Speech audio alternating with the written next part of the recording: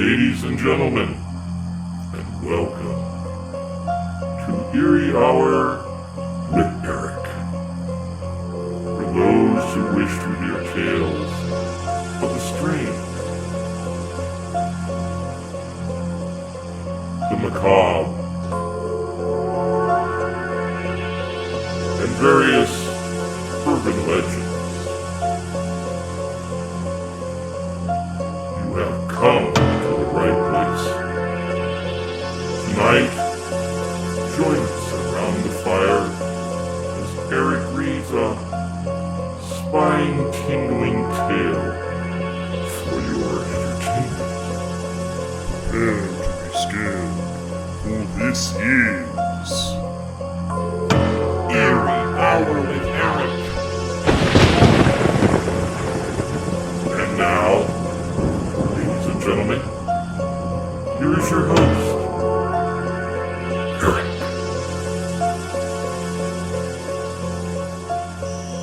Good evening, everyone, and welcome to Eerie Hour with Erich. I'm your host, Erich Davies, and once again, welcome to Around the Fire, where we tell stories of the strange, the macabre, and various urban legends. Tonight's episode is the Season 1 finale. That's right, ladies and gentlemen, Season 1 of Eerie Hour with Erich is officially coming to a close. And to close it, we have a special episode for you, because it's not just one part, it's two parts. That's right, it's a two-part episode. Part 1 is, of course, what you're viewing right now on Saturday, and on Sunday tomorrow is going to be Part 2, so stay tuned for that. Ladies and gentlemen, when going through various stories, I decided to look for one that we all could relate to.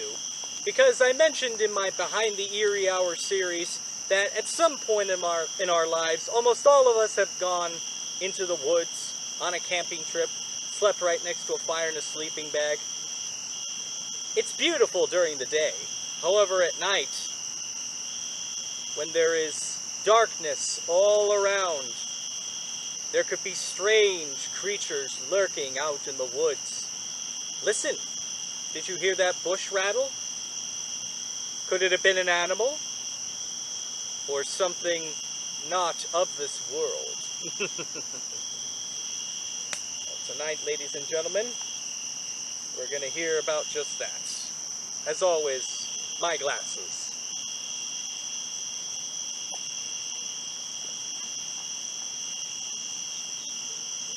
Ladies and gentlemen, the first part of episode 10, Campfire by Daniel Martins. The drive out took a few hours. As I pulled off the main highway and onto the branching road, I was struck with the sense that I was going to be very alone out here. I'm an avid hiker, but since many of the hiking trails I normally frequent have become almost crowded as of late, for this trip I'd settled on a trail I'd vaguely heard of, but knew next to nothing about. It leads up towards some serious wild territory, with nothing around for hundreds of miles. The land was technically part of one of the nearby national parks, but was only barely mentioned on the park's website. I suspected this was because it was much further out than the regularly visited trails, only accessible from a branching road that pretty much led to nowhere. My plan was to head into the wilderness and camp out overnight under the stars. I live in a desert state. No, I won't tell you which one. And I figured there'd be some stunning views of the constellations in the cloudless sky at night, especially since it was forecast to be a moonless night. I'd already walked the popular day trails in the area, so I was looking for something a bit farther afield. The plan was to camp out under the stars and head back in the morning. The deserted road suggested I was right in thinking that nobody came this far out. Should be a good chance to relax and get away from it all. Eventually, I reached my destination and pulled off the asphalt of the road and into the gravel of the parking area, tires crunching as I slowed to a stop off of one side. Parking lot would have been too generous a title. It was really just an unsealed area next to the highway with a signpost announcing the entrance to National Park territory. The area was almost empty, only a single other car parked up. I got out and stretched, looking around and spotting the low sign that marked the trailhead. As I did, I took a second chance at the other parked car. It looked like it had been there for an age. All 4 tires were flat, although they didn't look to be punctured. Every surface was dusty.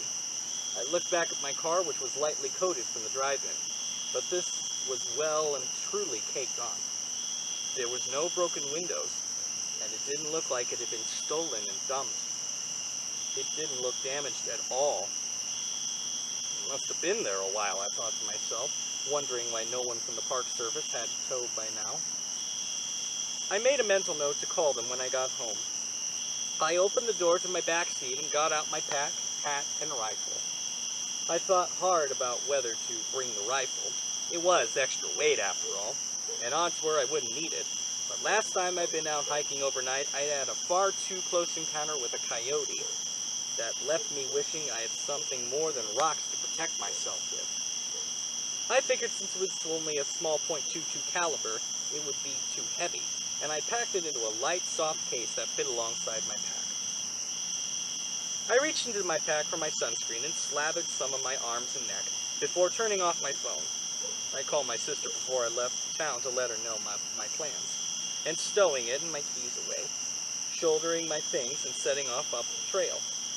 I got no more than a couple 100 yards when I slowed to a stop, nose in the air. There was the slightest breeze, but it came the hint of something behind it. I winced as the warm air hit my face because the smell it wafted towards me was terrible. It smells like something died, I muttered to myself. The breeze died down and the smell went with it. Ugh, I said, setting off again and picking up the pace. I couldn't see any buzzards around, but if there was something dead nearby, I didn't want to be anywhere near it if the wind picked up again. The hike was uneventful. I won't bore you with all the details, but it was great terrain, a clear and easy trail through the desert shrubland. Some hours in, I was breathing hard as I reached a slightly hillier bit of the trail. I came to the top of the rise and saw the terrain flattened out ahead into a wide plateau. Looking at the sun, I saw it was mid-afternoon and decided this was a good place as any to set up camp for the night. I walked another few minutes before stepping off the trail, spotting a nice flat bit of land where the brush had been cleared away. There were the remnants of a campfire in the center, just a few bits of charcoal and some scorched ground. I nodded to myself, taking off my pack and rifle case and placing them on the ground near the old campfire. I spent an hour bringing in firewood and another half hour breaking it all up into manageable pieces. There was plenty around, lots of low, dead bushes and shrubs around the place. I wanted enough wood for the fire to last easily throughout the night. The sun was just starting to go down, and it was beginning to get a bit chilly. I stood back and looked at my wood pile. It was quite impressive, and probably way more than I actually need. Better safe than sorry, I shrugged to myself. The last rays of daylight were peeking over the horizon as I lit the fire, building it up until it was cracking away merrily. I ate a couple of power bars I packed as a cold dinner, swigged some water, and sat on the ground looking at the stars coming out, feeling very peaceful. That feeling did not last very long. I heard the wind pick up before I felt it. It whistled between the rocks and shrubs, seeming to whirl around, passing me, and then doubling back before arriving.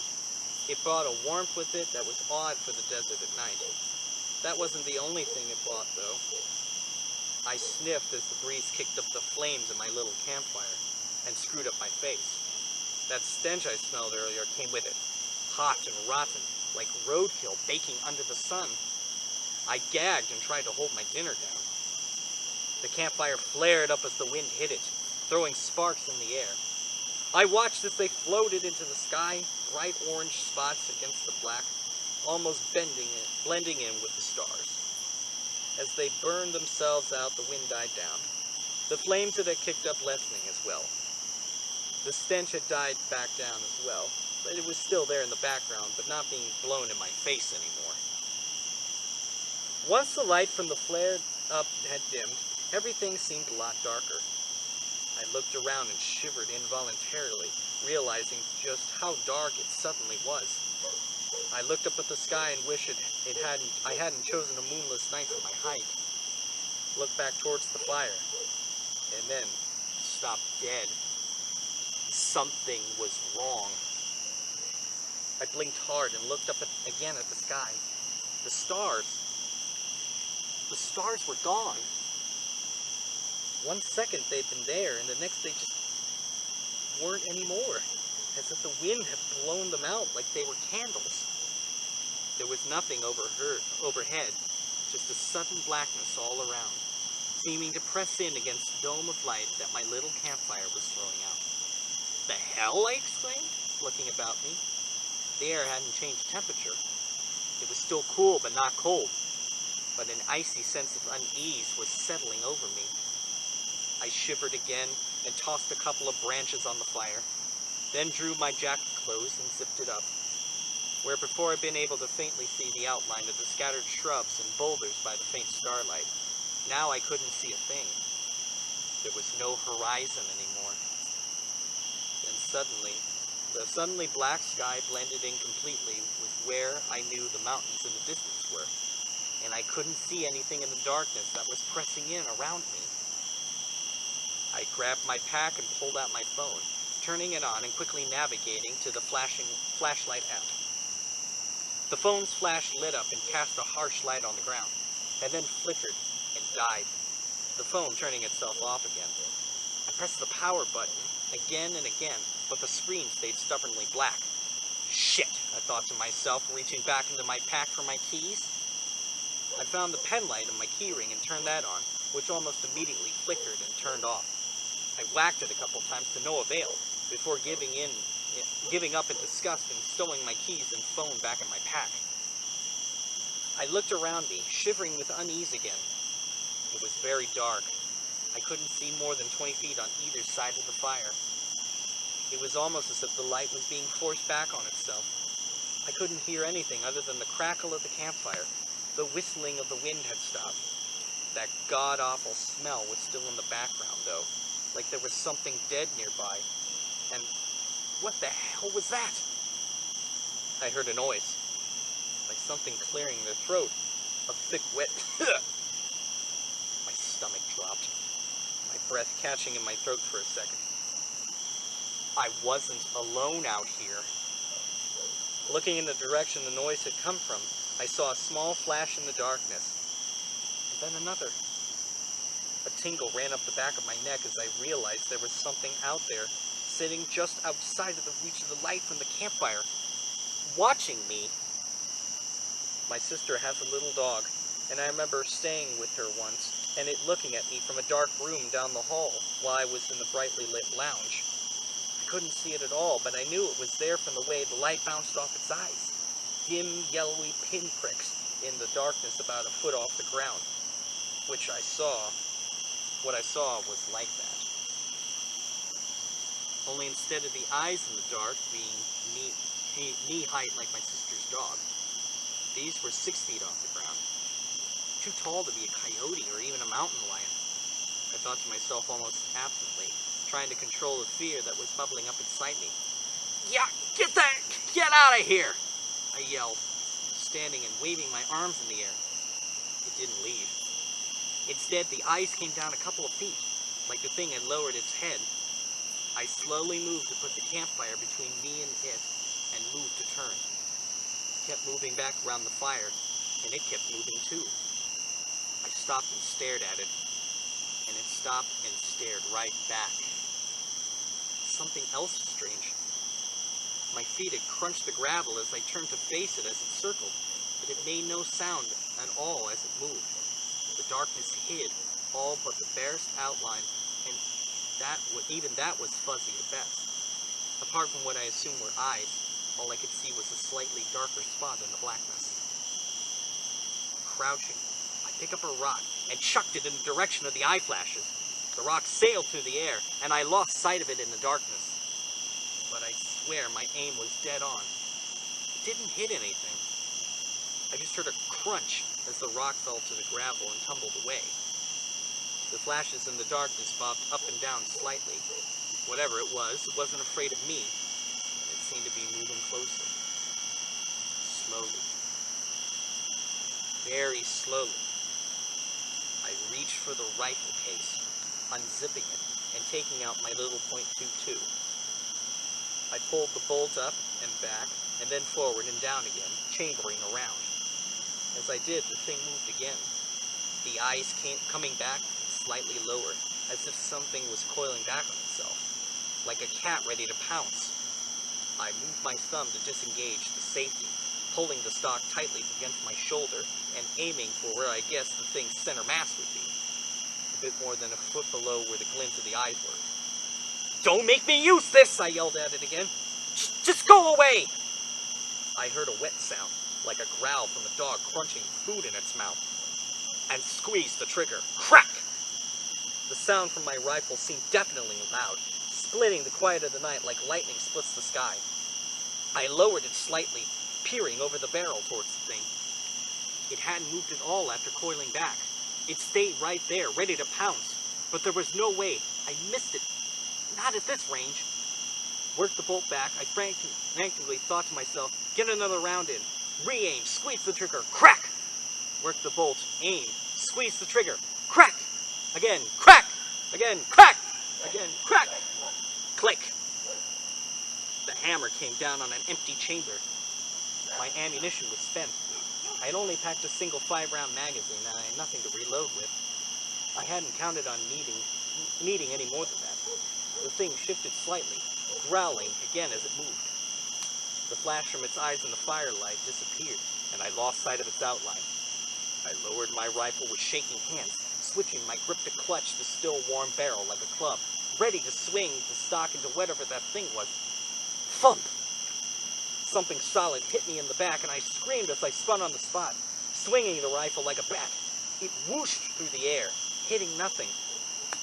I took a step back, breathing hard as I saw that familiar glint in the dark, just beyond the border of where the light from the fire showed. It had gotten behind me in seconds, and I hadn't heard it move at all. But what had hit me if it hadn't come to light? I looked down. Lying at my feet was a single hiking boot. I glanced back towards the thing. It hadn't moved. It was just there, watching me. I looked back at the boot, which wasn't in the best shape. The fabric was torn, and it was caked in the reddish-brown mud.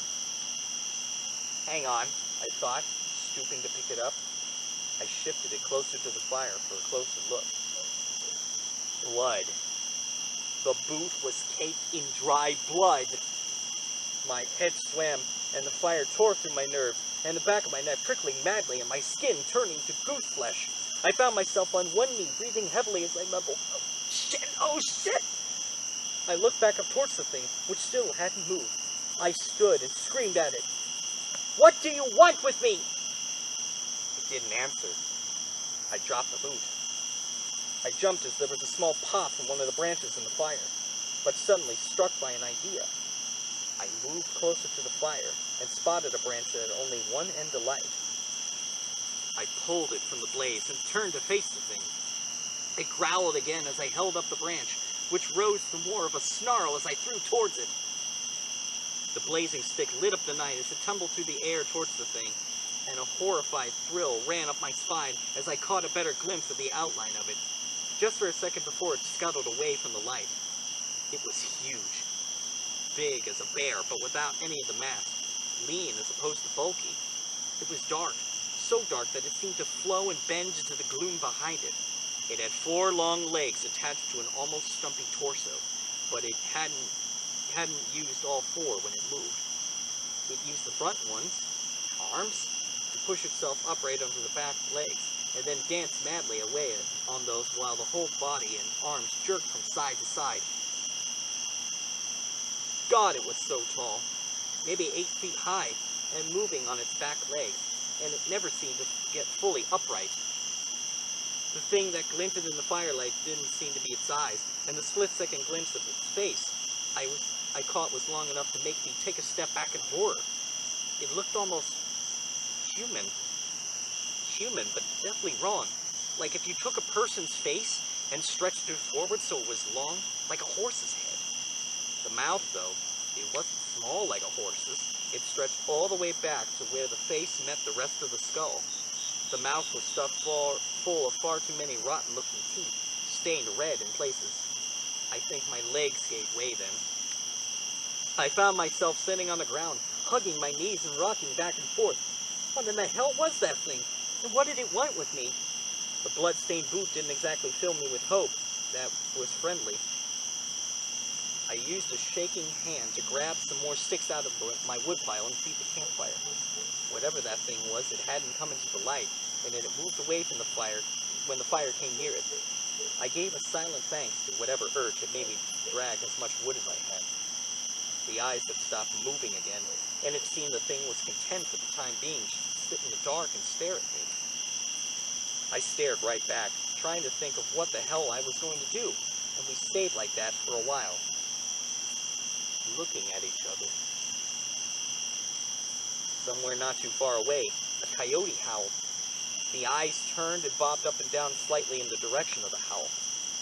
Was it sniffing the air? It turned back to face me, and it grunted.